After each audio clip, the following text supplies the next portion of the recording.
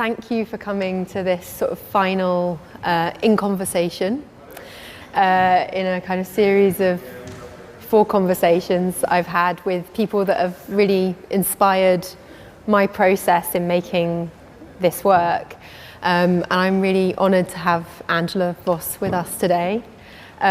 She's travelled all the way from Canterbury to be here. I'm just going to do a little introduction to Angela. So she is the Programme Director of MA in Myth, Cosmology and the Sacred at Canterbury Christ Church University. For many years she was a musician who focused on the performance of Renaissance and Baroque music. And out of this period of time she continued to write a PhD that focused on the astrological music therapy of Renaissance philosopher Marsilio Ficino.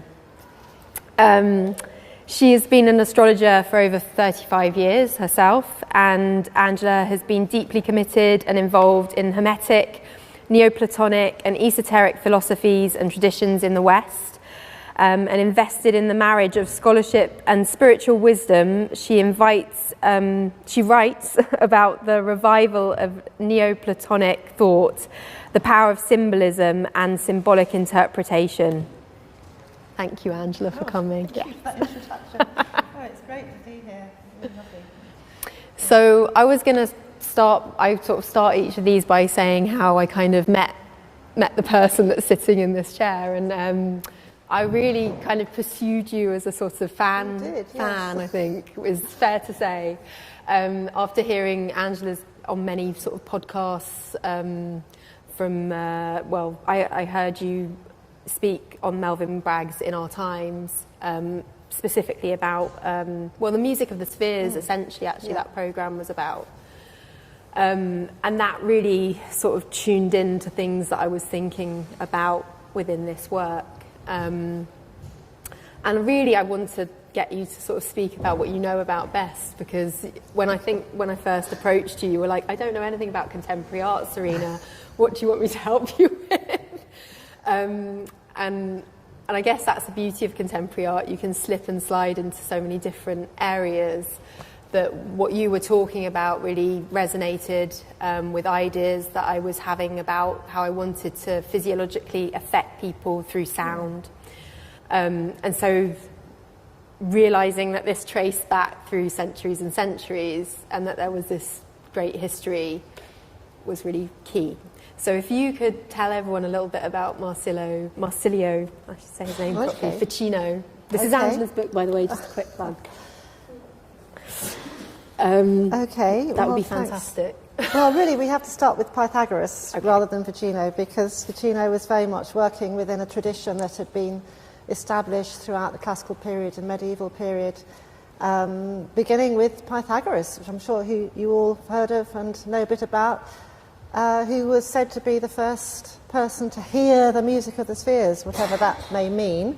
No one knows exactly what it means, but he obviously tuned in on some inner level to a kind of vibrational sound that he found very healing, and he established a school, a Pythagorean school, which was based on a regime of ritual and healing and music, using all sorts of symbols to kind of stimulate people's sort of inner wisdom.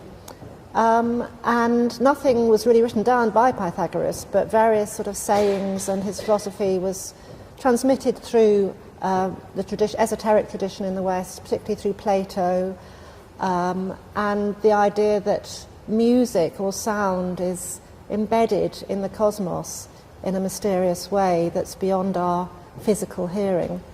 And Plato talks about how the world, the cosmos, is infused with soul, and this soul is kind of constructed by God, or the maker of the world. Sorry. Some people are walking past. So the soul of the world for Plato is constructed in harmonic intervals. It's constructed in perfect fourths and fifths and octaves. The idea being that if humans play or sing these perfect intervals, they're aligning their soul with the perfect intervals of the soul of the world. And this became the basis for the idea that music making on earth could imitate the heavens, heavenly music, and it was a kind of therapeutic tool, really, for humans. To cut a very long story short then, in the Renaissance period, when there was a revival of Platonic and Pythagorean ideas, particularly through this particular philosopher, Marsilio Ficino, they started recreating music with this specific kind of therapeutic aim to realign people's soul with a kind of cosmic order that was seen to be much more perfect than the human order. And that's how it became therapeutic. And then I became completely fascinated by Ficino's work years and years ago now, when I was in my 20s, because he was such a great philosopher, but he also was a musician and a magician and a physician and an astrologer, and he combined all these things into a kind of therapy which would involve playing music that evoked different planetary vibrations, energies, essences, whatever you'd like to call it, in order to align people with their specific ruling planet, or what was needed from their horoscope, which is what I wrote about. But he actually, I think the thing that I found really interesting was the Book of Life, these 3 volumes, yes. And that it almost is a kind of self-help, one of the first potentially self-help books, but something you were saying that was quite interesting about that was that not just anyone could kind of pick this book up off the shelf like you maybe could today and access some of the approaches. So I'm wondering how his work was disseminated in the time. Well, yes, so the book you're referring to, it's called 3 Books on Life, and it's probably the most accessible of his writings, apart from his letters, which are also very accessible. And the third part of this book is called How to Fit Your Life to the Heavens, and this is where he talks about the composition of music, the making of talismans and images. It's natural magic. It's called natural magic. It's about creating a lifestyle that resonates with sort of higher principles. And this book was translated into Italian. It was very, very popular. As you said, Serena, I mean, you had to be an astrologer and a musician to know how to put it all into practice, but presumably you could get somebody else to do the astrology for you, if you couldn't do it yourself. Became very widely disseminated, very popular, and Ficino's work really influenced the revival of Hermetic and esoteric philosophy in the English Renaissance period. So figures like John Dee, Robert Flood, around Elizabeth I were taking this up as well. So he really had a very profound influence. Yeah. And I guess something that would be really useful, I think, for everyone maybe is to explain like where his philosophy comes from, so this Neoplatonism, what that is, okay. What does that mean? Difficult to do in a few words, but I'll try, yes. So Plato himself wrote, 400 BC, and then in the early centuries CE, from about, say, 100 to 500, a whole series of philosophers emerged who kind of recreated and elaborated a lot of Plato's thinking. But the main thing, I suppose, about Platonic and Neoplatonic thinking is that it's about a very holistic universe. It's about a kind of what we might now call a kind of universal mind that governs everything and that we participate in. And a lot of kind of new science theories seem to be really taking up the same metaphor, the same image in just a slightly different language. The idea that there's a kind of consciousness that pervades everything. For the Neoplatonists, this was called the one world, the one thing. And it emanates down through all spheres of life, right through the cosmos, through down to human beings and the 4 elements, animals, plants, earth. There's a kind of whole spectrum, a whole kind of continuum of emanation of this divine energy, received at different levels of the cosmos in different ways.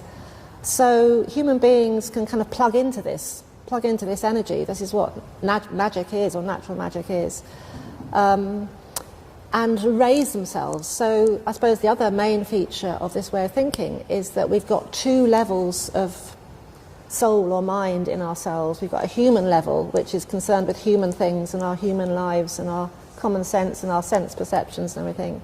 And then we've got this other level, which they called our divine part, which is the part that actually is already part of this world soul, which is part of the divine energy. So the whole of Neoplatonic philosophy is about finding ways to raise the human up to the divine level. And eventually, I mean, in some schools of Neoplatonism, this is actually about becoming godlike, becoming divine, really. And you can see how that sort of crosses over into early Christianity as well, sort of mystical Christianity.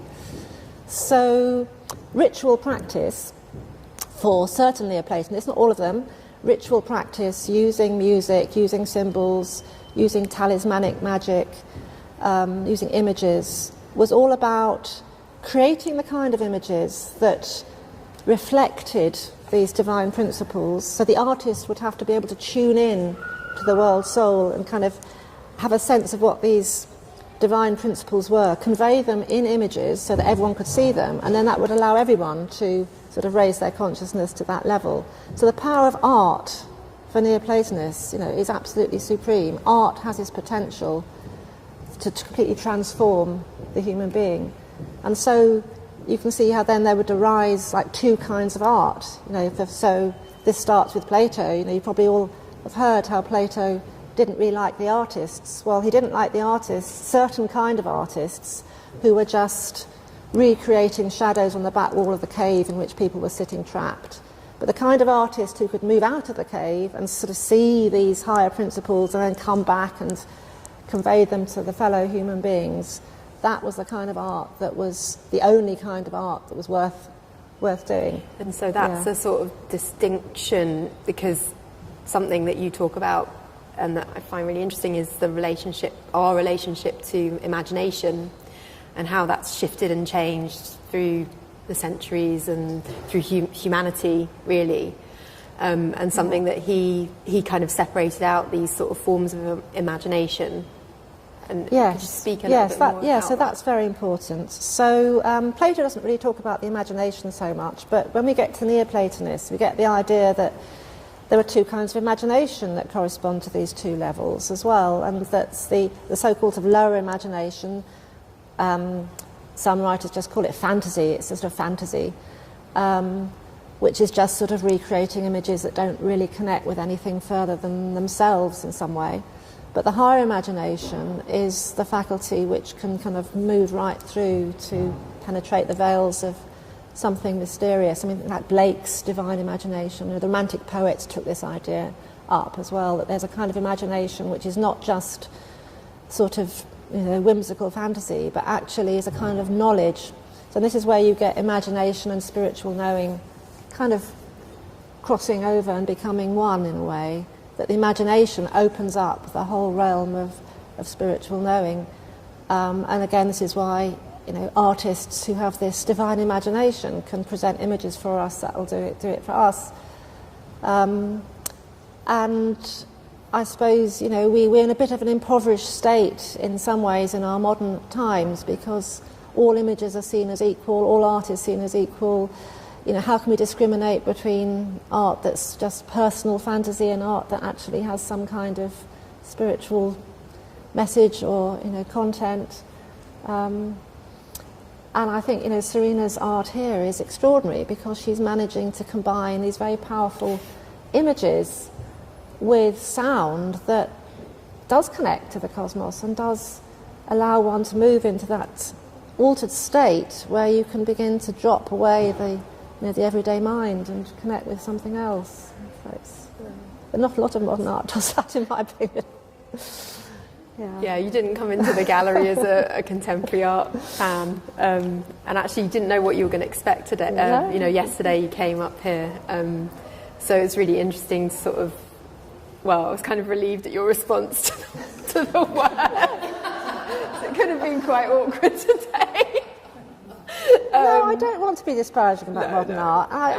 But I think when we all kind of recognise it when we are touched very deeply by art, and from all periods, any periods. And I just think that a lot of art today, has forgotten something. I think there is what seems to be happening, and something I've recognised And I think there is some kind of a move and a shift in a kind of embracing of esoteric thought within the contemporary art world, like the rise of witchcraft just generally in modern day life, I think, and sort of pagan thought is sort of on the rise. And I'm curious, and like something I said to you downstairs actually, like a few years ago, or maybe 5 years ago, I'd find it really hard to use the word spirituality in like an artist statement, which is the worst thing you have to write when you're an artist, something about yourself that.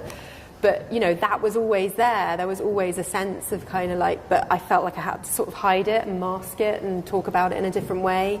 And I think there is something is shifting, and there is an acceptance of maybe a revival, potentially. And I just, I wonder if you have that I mean, we're sort of talking in this term that we've gone through this phase of, I think that's something that I wanted to talk about was this sort of binary sense of our relationship to logic and the imagination. That's something that was, when I heard you speak, it really like the penny dropped in a way. It was like, oh God, that's such a brilliant way of putting it. And I don't know if you could speak a bit more about that. And what, the fact that we've become this sort of divided mind between reason and imagination? Yes, well, I suppose up until, we're talking about Western thinking here, not Eastern, of course, but up until sort of mid-17th century, I suppose, before the scientific Enlightenment, there wasn't really a distinction between intuitive, imaginative thinking, as we might see it, and rational thinking. It was all part of one continuum. It was all part of a divine creation.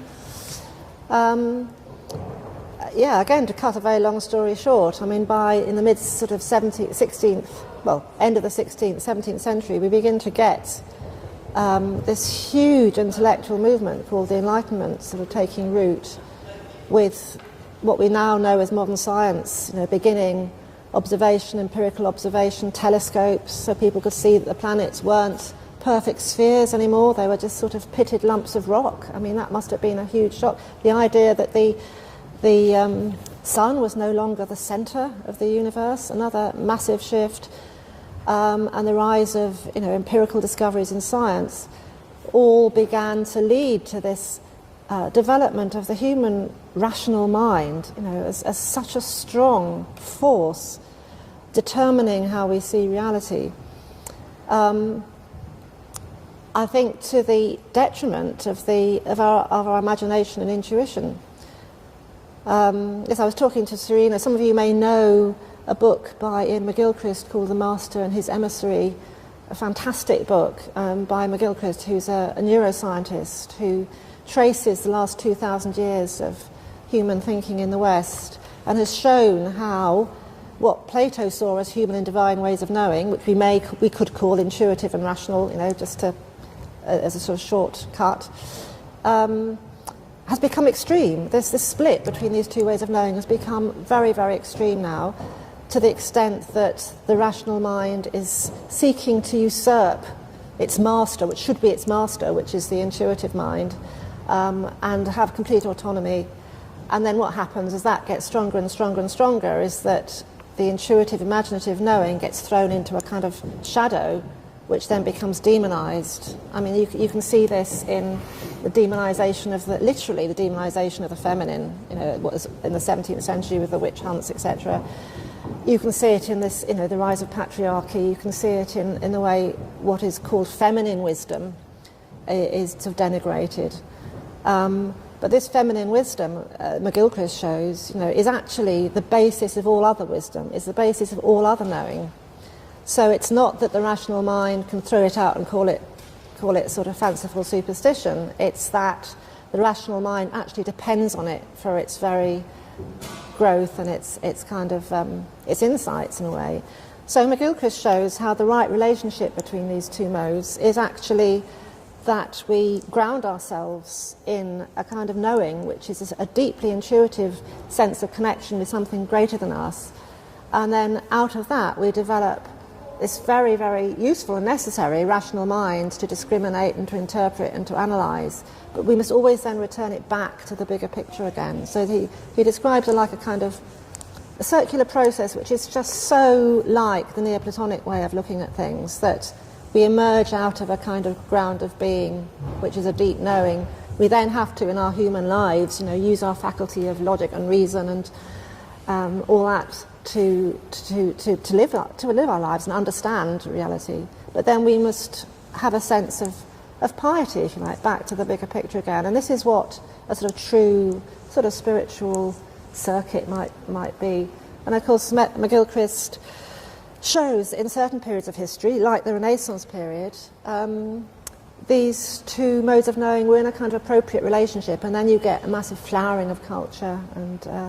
But now we are sadly, with this very superior rational mind dominated world, and he appeals for metaphor and symbol, to restore this kind of knowing. And this is what interests me a lot. And of course this is where art comes in, and what you're doing is so powerful, because it's the symbolic, it's understanding that images point somewhere and going with where they point, which is a symbol, seeing the image as a symbol and metaphor, that will restore this kind of knowing.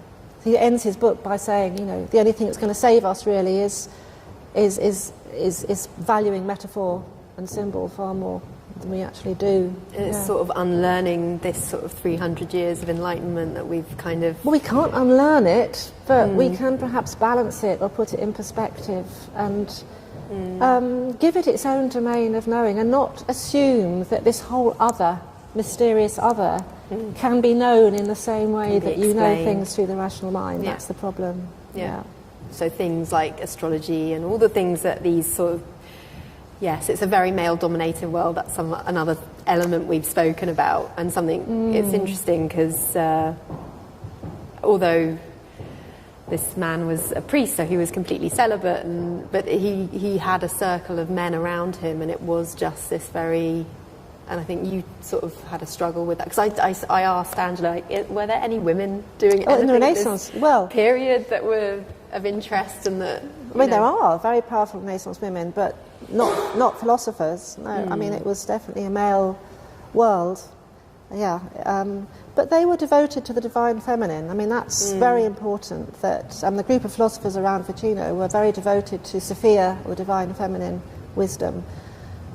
And you can see this other way of knowing, whatever we want to call it, personified in Sophia, personified in the this great sort of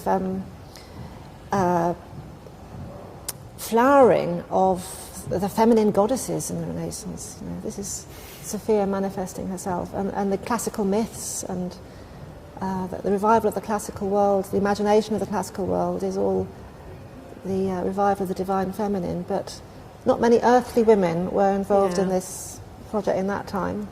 It's true. I think that might be a good moment. I wanted to open it up to questions at this stage, rather than leaving any questions right till the end. So is there anything in what we've said already that you want to know more about, or What do you think would be like the kind of physical changes that are made in the world? Like, how would the world function if we were to open up to this intuition? What kind of difference would that create? There'd be less conflict.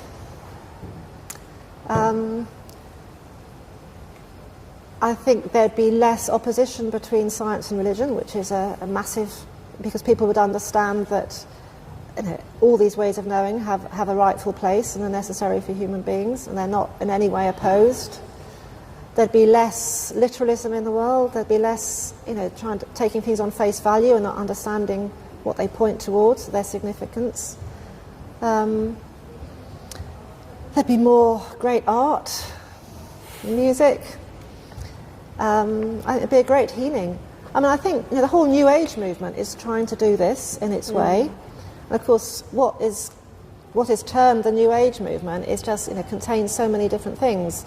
But the impulse of the New Age movement is to restore this other way of knowing, even though some of it may be a bit sort of not really thought through very clearly, or a bit sort of jumping on a kind of bandwagon of some kind. But I think there is a lot of desire to do this.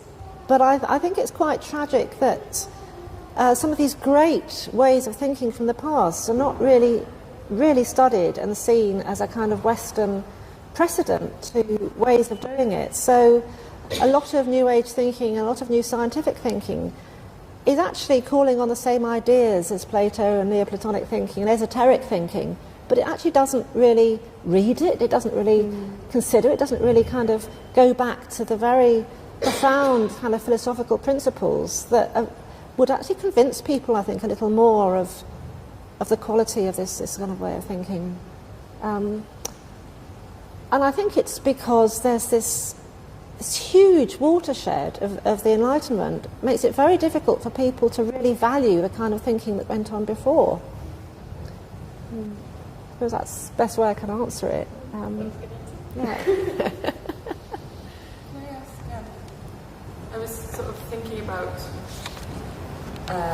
you're an academic, and in the academy, in my experience of doing PhD, these kinds of intuitive methodologies always have to be then articulated through the rational over and over again. That's my experience. Yeah. So how do you manage that in your academic life? Well, this is really interesting because we're now in an education faculty at Christ Church, and since we've been there, I've discovered all kinds of transformative learning methodologies which can embrace the intuitive ways of knowing.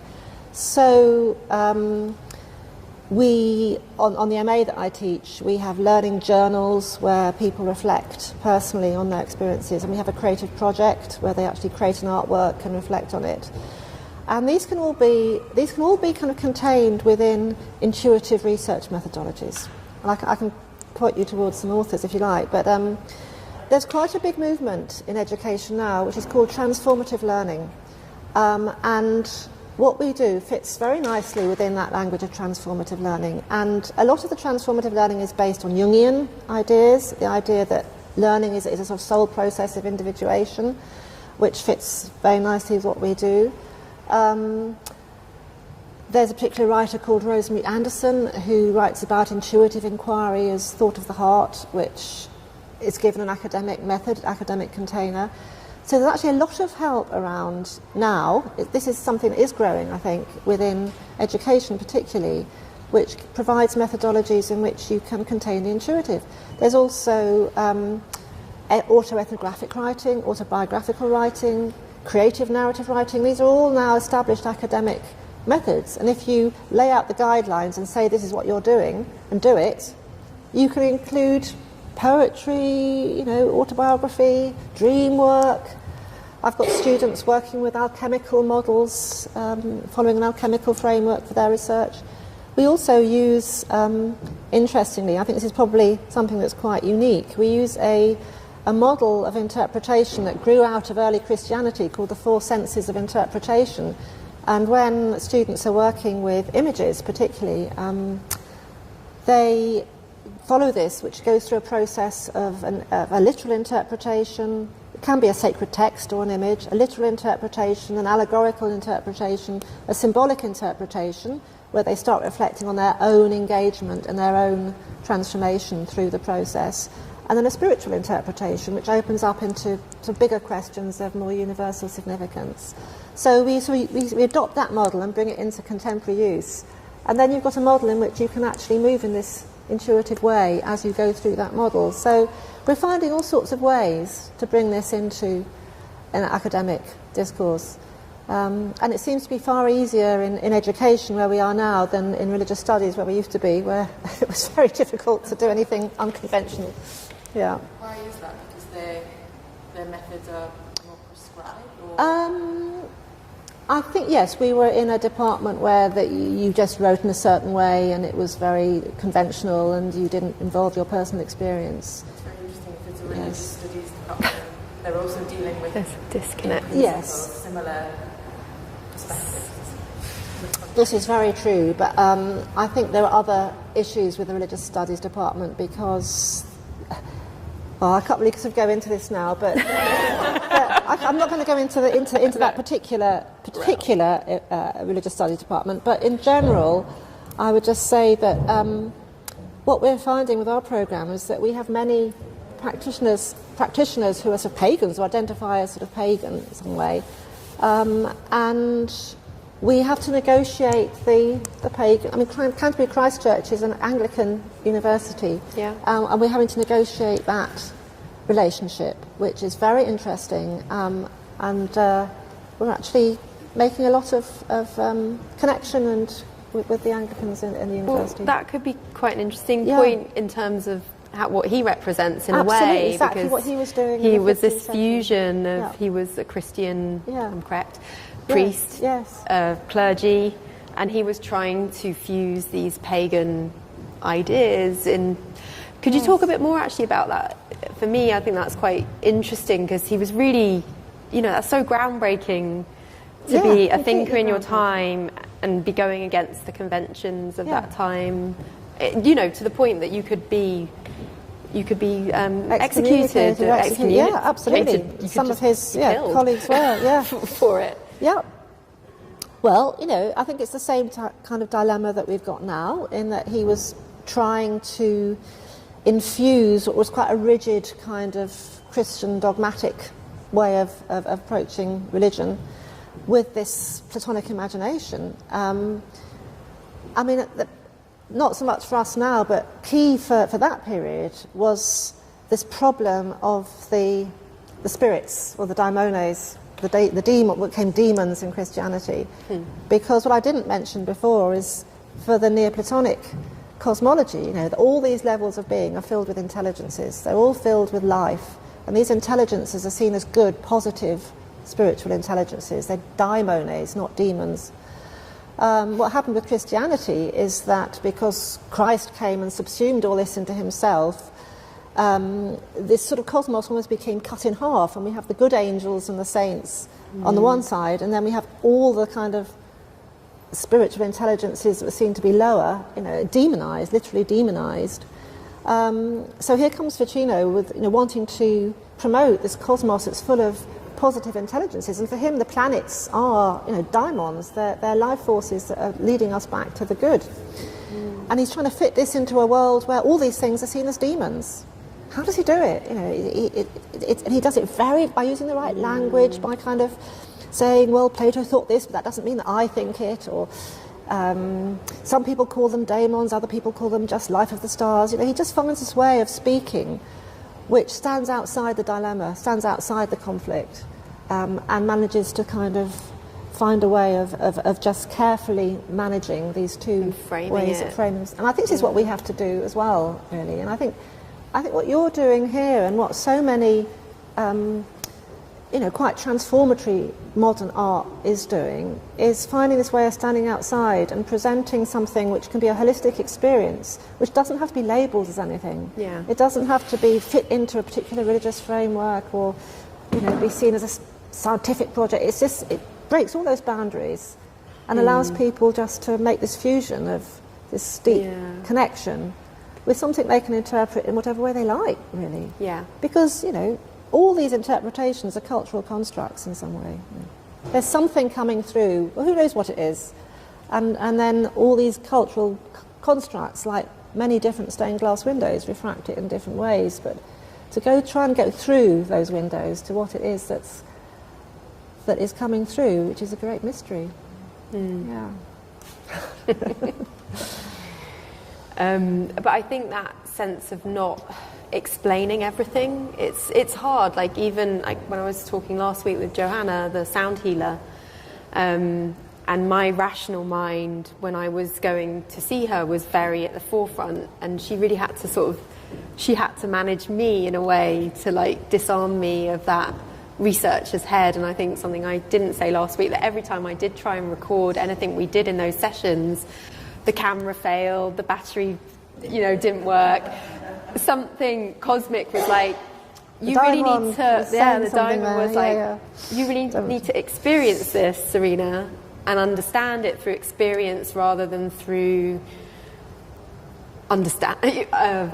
rational understanding or empirical, like the facts and the figures and why the frequency does this, and feel it. What does it do? And I think that's the thing, the framing of everything really is so key, I suppose. Well, you need both. You need both. I mean, Ficino interestingly says when you're improvising or composing cosmic music, you need diligence and divine inspiration. So, you've got to do the hard work. You've got to work it all out. You've got to know your sort of, scientific frequencies, or you've got to know your, astrological aspects. You've got to know it all. To learn the art, and then you just got to abandon yourself to this other inspiration which comes through you. But you can't have one without the other. Yeah.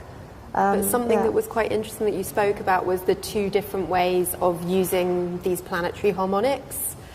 The sort of Pythagorean way that was quite different to his methodology. Am I correct in saying that, or am I?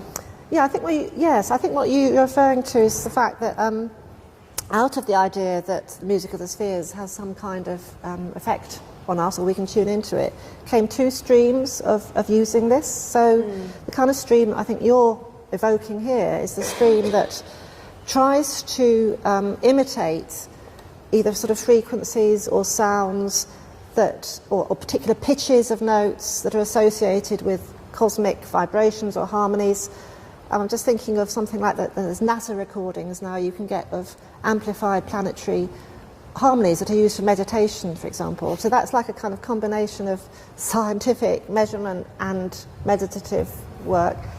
Or in the medieval period, they used to try and measure distances between the planets and then put that onto a musical scale, so that the musical scale would actually imitate the distances between the planets. This is all quite a sort of intellectual process. But a whole other way of doing it would be to much more metaphorically or symbolically take a whole series of notes, like a scale or a musical mode. Those of you who are musical will know, there's different modes based on the white notes of the piano, and associate a whole mode with a planet. So that gives you a language in which to compose a piece of music that's not just a pitch or a vibration, but actually is a piece of music, using a particular musical vocabulary that would evoke that particular planet. Would and that's that a different come thing. out of your own personal associations with that planet, or would you have is that more the Ficino method in a way? That's what seemed to be they started to do in the 15th century. So what Ficino was doing seemed to be based on other theorists in the 15th century who started to associate not just notes with planets, but musical modes with planets. So he seems to be using a scheme devised by somebody else who was working at the time, which would say take the ancient Greek names of the modes like Dorian, Aeolian, Phrygian, so forth, but use Western church modes with these names and associate them with planets. So you'd get the idea that the Dorian mode, if you play a piece of music composed in the Dorian mode, you're connecting with the sun because it has solar properties. So this is where we become to get symbolic. There's something about the quality of that mode which would evoke the sun. But also a sense in the human psyche, the way it would affect us, the way it would affect the listener. So it would then affect the listener by evoking this sort of solar property of sort of strength and sort of purity, by playing this mode. So when we made this CD called Secrets of the Heavens, this is what we did. We evoked the different planets by using the different modes in the kind of way that Ficino might have done. And then natural magic, then, is not just about the music. If you wanted to invoke the sun, you might play a piece of music in the Dorian mode, but you'd also use everything else that connected with that archetype of the sun. The god, you might want to have an invocation to the god Apollo. You might want to use a sunflower or the heliotrope or images of a lion, all these things which connect with that archetype of sun, and then you'd be strengthening the sun. So this has it's a different quality, different flavour. It's much more of the sort of the symbolic association than the more sort of literal type of imitation of certain notes or certain frequencies, but both very powerful ways of connecting. And that was definitely much more so this is from, just talk a little bit about this piece you made. This was 2000 This was quite a long time ago now, but it's still available. It's called Secrets of the Heavens, and we were very lucky to have the actor Mark Rylance involved in this project. And he's very tuned into these things, as some of you may know. So he's reading the words of Ficino on this, and And then we had a group of singers and instrumentalists, and we sort of semi-improvised the hymns to the different planets, going from the moon to Saturn, interspersed with music of the period that conforms to the quality of these planets. And it was amazing. And we did a live performance in a very ancient church in London called St Bartholomew the Great, where we had the right incense for each hymn, because I didn't explain that what Ficino was doing was using ancient hymns that were called the Orphic hymns, that were actually written in the early century CE, and he translated them from Greek to Latin, supposedly by the mythical Orpheus. And these hymns celebrate the qualities of the different deities. So he was using those texts, and we used those texts, and each of those texts has an incense associated with that particular deity, which we had wafting through the aisles as we were doing this. So we were doing these pagan hymns, by the high altar in this ancient Christian church, and it was a very, very powerful experience. And for me, it empowered all the work I've ever done since, really, because it was bringing together these two traditions and yes, invoking something. I think could we open it up again to questions? Yeah, please. What do you think about listening to this? It seems like it's a way to re-find ourselves, or go back to the principles of shamanism, and that was swept away with kind of the wrong kind of Christianity. If I could call it. Yeah, so because a lot of the principles of sacred sound, magical thinking, symbolism, are all part of shamanic way of thinking. I think it's interesting that the rise of shamanism at the moment is quite strong, isn't it? I mean, I think it's because people are finding this is a way in to connect with these other dimensions. So it's absolutely, it's all part of the same process. Like a universal truth that people keep refinding again in different ways. Absolutely. Well, I'm kind of wary about calling it a universal truth, because that immediately sort of sets it in a bit of stone as... I suppose I don't mean in terms of a literal way, I mean kind of magical thinking. Yes, it's a way of... magical, it's a kind of something that's universally there, waiting to be discovered. I think it is universally there, and I think what modern physics is coming up with, the idea of this quantum reality that sort of changes as you participate in it. I think this is part of the picture too. It is. I think it is there, but I think it's been called by so many different things at different times. And the problem is then when people then rigidify it and say, well, this is how I see it, therefore this is a universal truth, and it excludes other ways of seeing it. That's the problem once you start saying words like truth, universal truth. Truth is such a difficult word. But I think I see it more as a kind of, these are all ways of opening consciousness into this potential that we all have, but that has been closed down a lot by the way we've been told to think and the way we've been educated to think. And this is why shamanism is now so popular, because people can do it in quite a sort of simple way, really, and just open up and find something. I think the problem with so many, there being so many different things available to us now, is that it can become a bit of a pick and mix,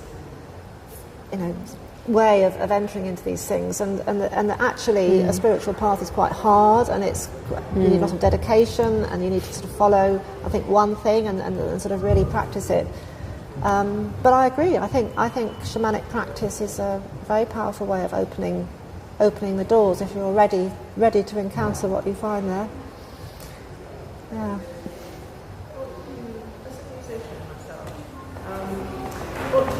How do you feel about minimalist composers? Sorry? Minimalist composers. Minimalist? Like Philip Glass. Yeah. I found myself very drawn to that as a real way of meditation. Absolutely. Freeing. Yes, I agree. I think, yes.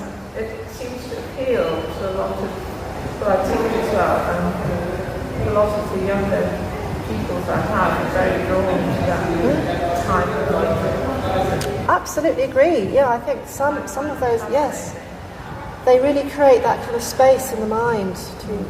Yes, Philip Glass. A composer I particularly like is Arvo Pärt. You know, I think his music he's a deeply spiritual man, and I think his music, and John Tavener, of course, as well.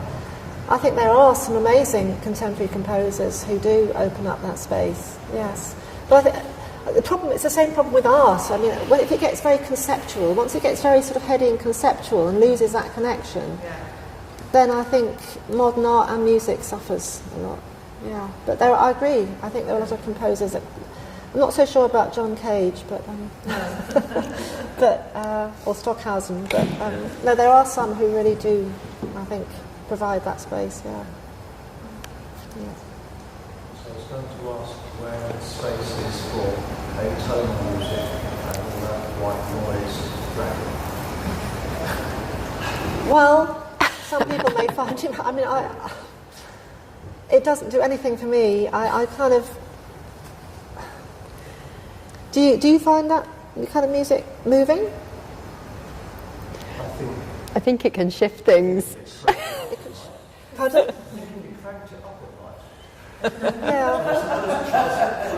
I think it seems a bit glib, but I'm thinking that if there's a universal unconscious, let's say, which we can trace from Plato through the Renaissance, through into Romanticism, and through into Europe, like a little line we can trace.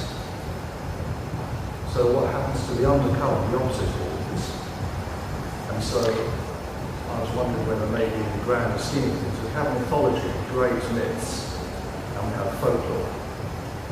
Do we have, for the sake of argument, a high church of mythology, and below, bumping along, shamanic folklore?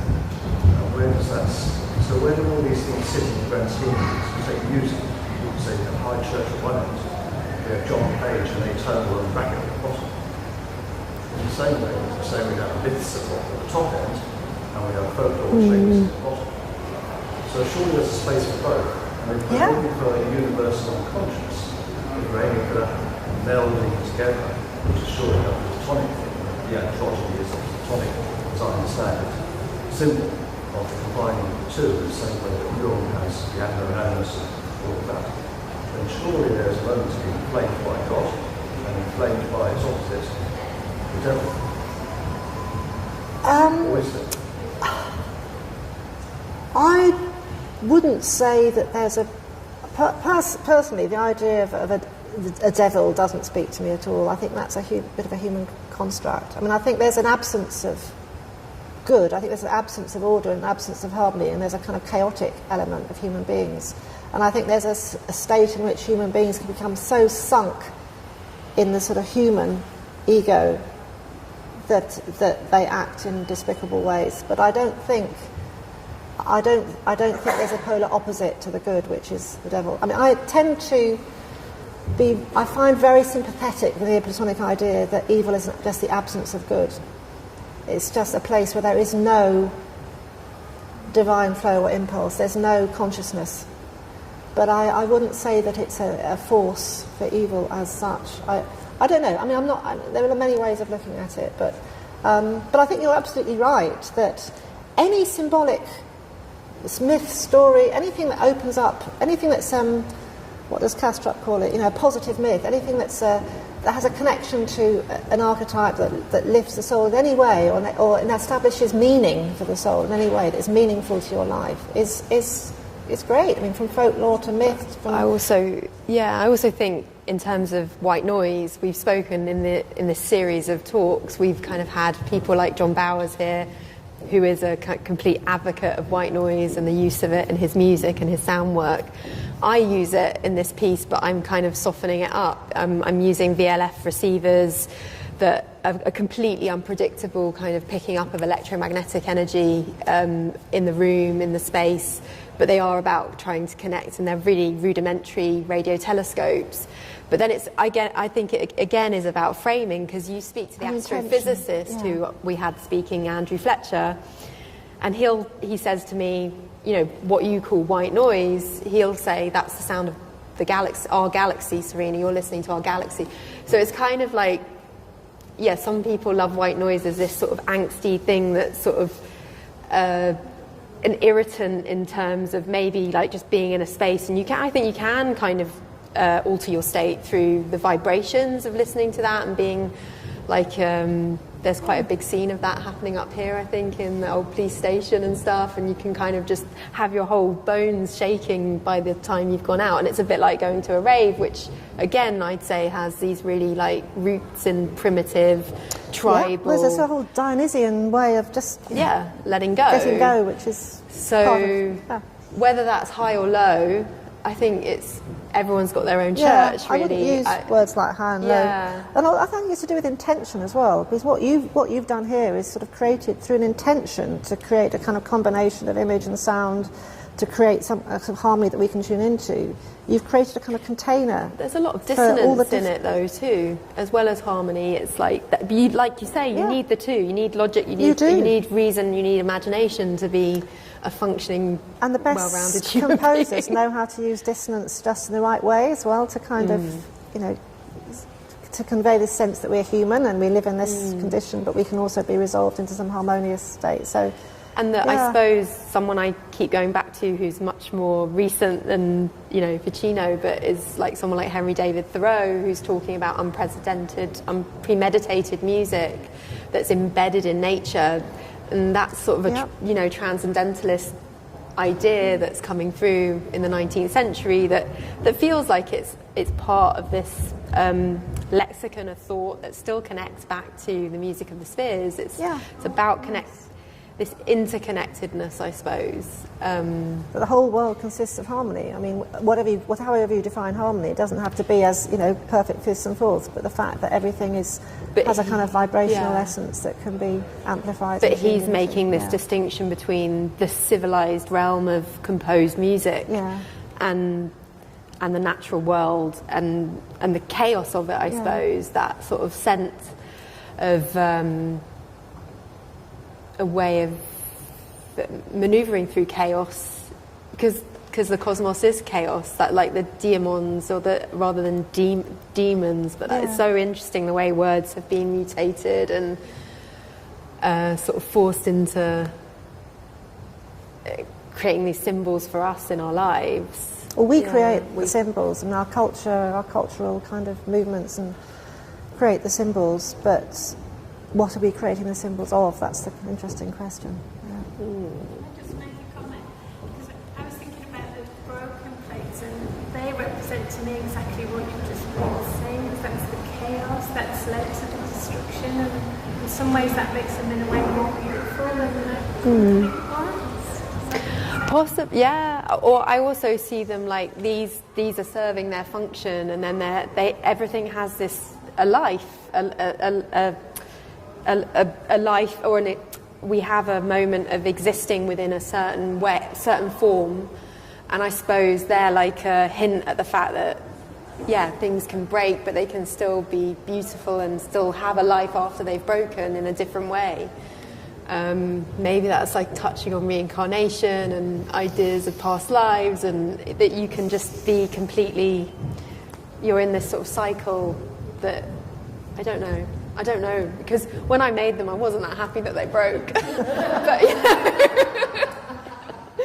But all part of the over process. the period of making, I realised their importance and the importance of having them in this space.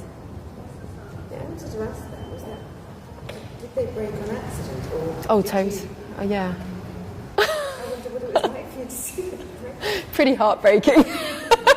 But then I kind of, a lot of the things I make do break, but I think I'd had this intention, like, I'm going to make these plates, it's not going to be that difficult. I've never made a big plate before, but, I'd made these things small, and then I scaled it up, and it just is, the nature of the black clay. It didn't have enough sort of texture in it, so that it didn't hold together. But in order to use a kiln this big, you have to fill it up. So I had to make 5 plates. I had to make 5 mistakes. Anyway, happy mistakes, I think. Happy accidents. Do you have any thoughts on the dark night of the soul? Dark night of the soul. Well, I think what is commonly called the dark night of the soul is what the alchemists would call the Negredo period, which is the kind of, the darkness before the dawn. When we're going through some deep transformation, we often have to feel as if we're sunk in conflict, sunk in the world. Often manifests, I think, as depression, and seems to be necessary to spark off a true process of change. It seems to be there's some kind of inbuilt process in creation which necessitates this awareness of mortality, awareness of, before you can really change, you have to be completely aware of your own mortality, which can result in intense melancholy or depression. I mean, melancholy, particularly in the Renaissance period, was seen as this state of intense sort of inner introspection and kind of intense sadness, feeling alienated from where you've come from and your source. But you had to go through that before you could, and then begin to remember where you'd come from. It's really interesting because in terms of music, the most powerful music was considered to be the kind of melancholy music, which was so intensely beautiful that it reminded you both of your mortality, but also of where you'd come from and where you were going to go to. So intensely melancholy music would have this ability to kind of wake you up out of that dark night of the soul in order to start remembering and then to start following a kind of path that could sort of lead you back. So I think the Negredo is never, this dark night of the soul is never just for its own sake. It's always for the beginnings of something to shift and change, and out of it can come a sort of realization of your, they would say, realization of your immortality, that you may be in a mortal body, but your soul is actually immortal. And once you've realized that, you can start moving on this sort of spiritual path, which will then strengthen that. So it becomes a kind of path of salvation. But I think the great mystics who underwent this dark night of the soul, it was like the prelude to their mystical revelations and their understandings that they were immortal. And that's all I can say about it. I think it's just not. I mean, depression now is not recognised as a spiritual state, is it? And people are just given pills to try and make it better. And I think if we had a different attitude towards it and understood it as part of a much deeper process, we'd be a lot healthier, really. Shedding of the ego, yeah. Yes, I mean, shedding of the ego and realising that's just a false, well, not false, but it's actually a limited part of the human being. Very painful process. I have another question. You've very much emphasised this European tradition of thought, and as you were talking, I'm Buddhist, and as you were talking, I was like, this sounds a lot like Buddhism. Yeah. The idea that we all have within ourselves a Buddha nature, and it's completely possible to achieve Buddhahood through profound spiritual work. And I was wondering, firstly, was there any relationship? I mean, we hear of these stories of like Jesus, he really went to India and he found some teachings of the Buddha, and then he came back and that's where he got all this stuff from, or those kinds of things. But I guess both in that period were different traditions in different parts of the world able to be aware of one another, and even contemporaneously, do you deal with these things, or are you practicing? I don't know a lot about Buddhism or Hinduism or Islam or other religions, but I'm absolutely sure that the roots of these were very much interconnected. So, just for example, in the Alexandrian period, early century CE, there was it was a bit like a sort of previous sort of New Age in a way. There were so many different traditions that were Jewish, Christian, Neoplatonic, Sufi traditions then grew out of that too, early sort of Hinduism. So, yes, there was a sort of melting pot of traditions which all communicated with each other. But I think the main thing really is that, as I would see it, that there are all the sort of great cultural religious forms of the world are like ways of finding form, for this ineffable, and they sort of find their ways according to the particular culture of the people. So of course there are going to be differences because cultures are all very different and they do things in different ways. Of course there are going to be elements that seem incompatible maybe polytheistic or monotheistic or whatever. But within the sort of greater scheme of things, they are all ways that of human beings trying to make sense and trying to create ritual processes to contact, something that is ultimately mysterious. So of course there are going to be deep connections, of course there are going to be resonances between what is called Buddha mind and what is called, the divine mind or whatever. I think it's inevitable. So that answers your question. But I think wondered if you were engaging some kind of.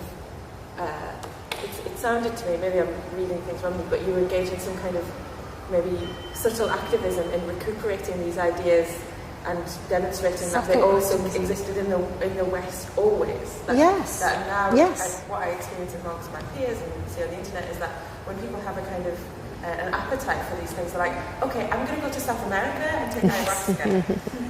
It's a very good point. I like the word subtle activism. I've never been called that before. That's great. But yes, I think we are definitely doing subtle activism about the Western tradition. And I think, yes, because the whole, what is called Western esotericism, is this very powerful system of reconnection, which you don't have to be a believer in a particular religion. You don't have to. I mean, it's a completely. It can form all religions or none. And it's interesting. Sorry to interrupt that, but I read. I remember reading the preface of is it Dorothy Fortune? Diane Fortune. Fortune. Is that? She writes about the Kabbalah. She was Diane like Fortune. Diane Fortune then. But I remember feeling like I read the introduction. I got really scared to read the rest of it because she's presenting the Western notion of the tree of life, essentially. Yeah. But she writes at the beginning, "Don't dabble." Like a bit, it's like what you said at one point in one of your answers. Like it is, and she also sort of speaks about how. Eastern traditions are there because they fit into the lifestyle of people in that culture, and us trying to adopt that isn't necessarily that health. This is the way I read it at the time. It was quite a few years ago, and I will try and persevere through her warnings. She's great, but she did sort of. I felt like she was speaking to me and saying, "Don't dabble, and don't mix all these things up," which is what I do all the time. Well, and I can't focus on one. I can't commit to any kind of one spiritual course. Well, she was a very dedicated. She ran her own mystery school, didn't she? But she was part of the Gold. Part of the Gold. Well, she was Society of Inner Light is Diane Fortune's. Okay. I came out of the Golden Dawn. Yeah. Okay. But I think we do have this whole reservoir of esotericism in the West, which tends to be belittled a bit. I mean, we tend to think, magic, witchcraft, Druidry, all this comes out of the Western esoteric tradition, but it all goes back to a very, a very profound, philosophical attitude towards the world and reality. And these are all just different offshoots and ways of going back to it, and that it's there, yes. And I suppose what we're trying to do on our programme is to both teach about it, but also teach from it. So we're trying to get that balance between cultural history and ideas, but also to learn from it. So that if you're reading some of these texts and looking at the images from these traditions, you can actually do both things. Not many academic programs do that. So we're trying in a way to reconnect people with this Western route. Yeah, and of course we have a very strong emphasis on astrology and divination and magical practice, connecting it back to the philosophy of Western esotericism. Do you think to a certain extent that us in the West has been kind of different to Western mystery tradition because firstly we've expanded our horizons, we are now more conscious of what goes on in the world, and the idea that familiarity breeds contempt to a certain extent, that we look to the mystic East here in the 19th century. Tibet was the place to be because it was this mysterious place that held us knowledge, whereas actually there was the same type of knowledge available through the Western esoteric tradition. Yeah, I think that happened with theosophy in the end of the 19th century. When the Eastern tradition started coming in, people began to find, oh yes, this is more exotic, this is going to be more spiritually powerful or whatever. But I think it's true. I think we only have to look to our own Western traditions. But Also, I'm just thinking Ficino was taking things from Hermeticism, so that's like Eastern Egyptian. It's everything so it's goes back to roots. Egypt. Yeah. So we're all maybe in that way East-West. Maybe we're being too binary what is about Western things. esotericism? It is, as you say, it goes back to It's at all least coming Egypt, from this- Mesopotamia, Persia. Yeah, it's all rooted in that sort of area. Ultimately, yeah, it's true. I suppose it's Western esotericism has become an academic discipline in a historical sense. There's an MA in Amsterdam, Western esotericism. There used to be one at Exeter, which looked at it as a historical current, and so that it became sort of a little box of this is Western esotericism. But yes, you're right, Serena. Actually, it's not Western at all. It's actually just about the ability human beings have to negotiate the hemispheres, as McGilchrist would say, and find ways to interpret and give form to what this other thing coming through might be, which none of us really know. Okay. Yeah. I think I'm being given the nod that's the end. But thanks so much for coming. And thank you. Well, Thanks for coming. It's lovely to be here.